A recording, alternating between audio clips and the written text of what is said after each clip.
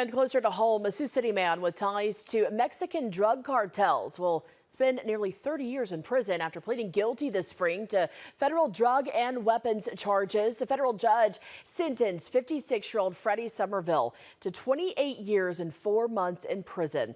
He pleaded guilty back in March to conspiracy to distribute methamphetamine and fentanyl, as well as possession of a firearm during drug trafficking. Somerville was arrested after a traffic stop in January 2024 that turned up methamphetamine and fentanyl pills, along with drug paraphernalia and a gun in his vehicle. Two co-conspirators in the case have already been sentenced to more than a decade each in prison.